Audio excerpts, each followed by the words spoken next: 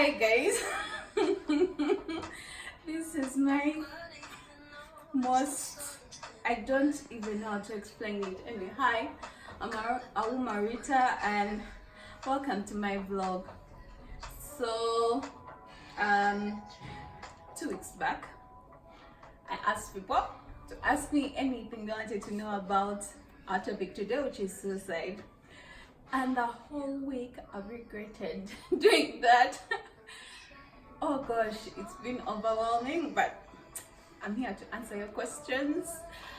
And yeah, I hope you learned something. First question. How many times have you attempted suicide? So I've been trying to count throughout the week, and the ones that I remember are 4. Let me see. High school, in year 6 back, after campus,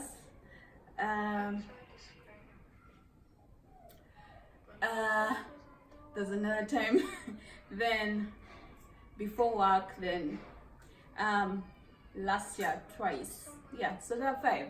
I have attempted suicide 5 times, and I'm a 5-time suicide survivor. I am still working on it, and I am still learning how to choose to stay. Yeah.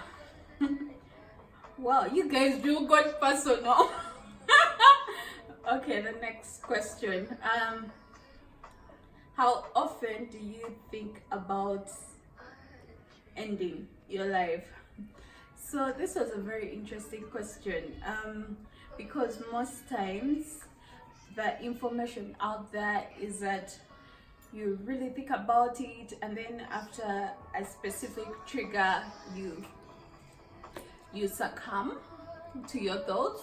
But there was a time at the beginning of this year where I had to fight suicidal ideations every day. Like, I'd wake up and that's the first thing that would come. Like, it took a lot of work and intentionality. So when you go to my room, I have a positive corner, and then I have my gratitude jar, and I have a lot of things. I also started writing to myself get well soon cards to remind me of the progress I've made.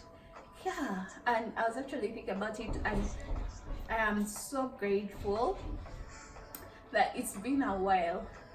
Last week I only had 2 ideations. This week has been tough. You guys asked me hard questions.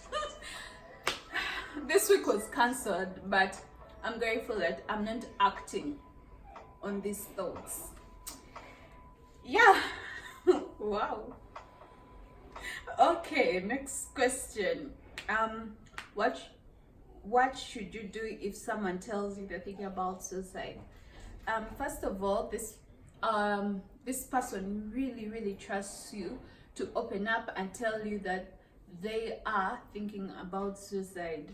And the first thing you should do is not talk at them. Listen with the intent to understand them, as opposed to the intent to fix them, because all these things you're going to talk at them, they have already thought about all these things. By the time they are at this stage, they are just tired. They've thought about take mint tea or coming tea, exercise, jump rope, talk to somebody, go to a new place. They've really thought about all these things, and it's not that it's daft people that succumb to suicide. Most times it's very smart people. So yeah, listen with the intent to understand them. Do not listen with the intent to fix them. Yeah, so that's what I suggest you should do. And then if you notice that they are actually in a state where they are a danger to themselves and to those around them, then you can take them to hospital. Yeah, and They will not like it, or sometimes they will not like you in that moment, but I promise when they think about it, they will be really, really grateful that you are able to listen and you saved their life. So next question, is it easy to predict suicide? Like I need to understand this question. Like, was it in form of the way people predict weather, tomorrow it will be sunny or rainy? I don't think it's possible. One, there is a side to suicide where someone has these thoughts every single day, and I've been there. Okay, it's no longer every single day for me, but like I know what it means to be there. So it's not something that you sit and you'll be like, oh, let me predict, or yeah. But one of the times I attempted, my mom noticed. I just got all the things in my room and decided to give them back to the owners. It was random. In the evening, I hadn't been eating. I was so sad. In a week, I lost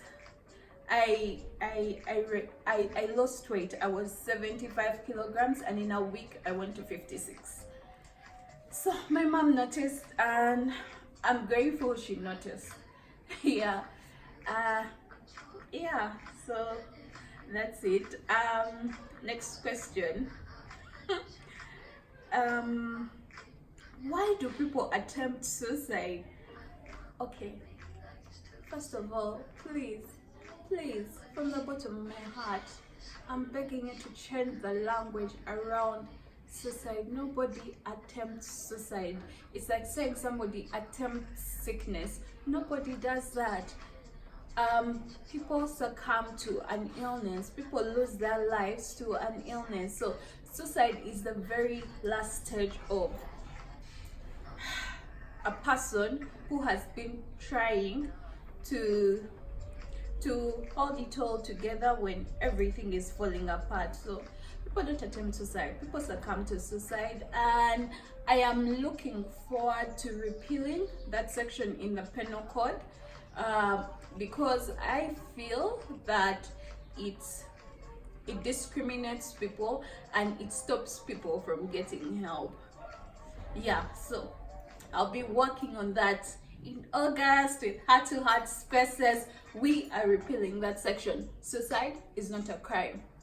Yeah, power to us. Okay. Next question. What are the most common methods of suicide? I beg not to answer that, because one, there might be people who are fighting and they watch this video and they go ahead and end their fight. So this is one question I decided I will not be able to answer. Do people attempt suicide to prove something or to get sympathy? Again, it's not an attempt. People succumb to suicide, and I don't think they succumb to suicide to get sympathy. I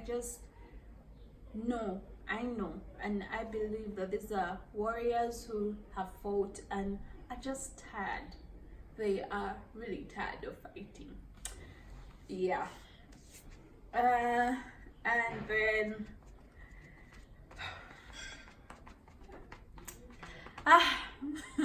do you mind sharing your story? So this you guys are ripping me apart. Okay, so which part? The first time I almost succumbed to suicide was in VAC. I always knew there was something wrong with me and with my thoughts, because I had really dark thoughts and I thought of death more than the rest. A normal person would think about it. When I went to burials, when I lost friends, I always wished that I could take their place and that people would at least have their loved one back. And I was in so much pain, emotionally, physically, psychologically. It was just too much pain. So I felt that if I did not exist no more, at least I would be at rest. My heart would be at rest. The pain I was feeling would go away. So I actually wanted to end the pain as opposed to ending my life. So yeah, I'll just do a dub because I promise no dark humor. And yeah, my parents did not know I knew. Yeah, and I remember that taxi refusing to knock me. Like, it had one job, it just refused. Yeah, so that was the first time I almost succumbed to suicide. I am grateful I did, and I am grateful I am here, and I am grateful I'm still learning to stay. Of course, I've had several incidents where I almost succumbed to it over and over again. And yeah,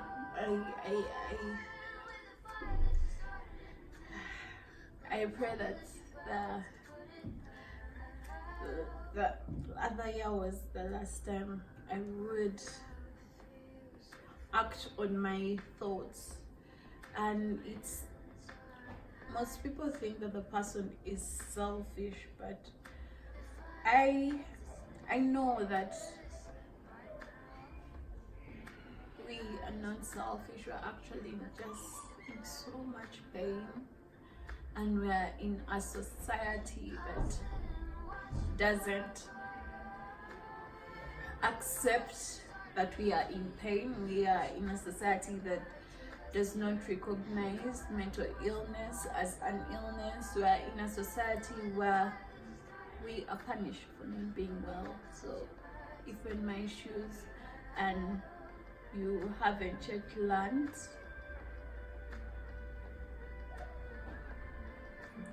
how to learn to stay, I know it's tough, I know it's sad, but I'll be praying that you do.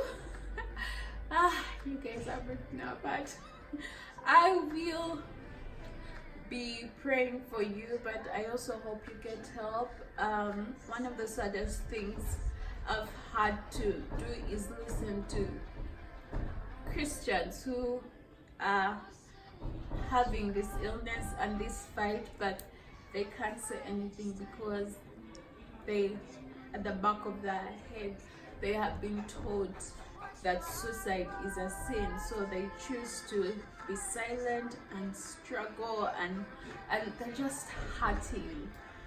Yeah, so I know there is a lot of work to be done,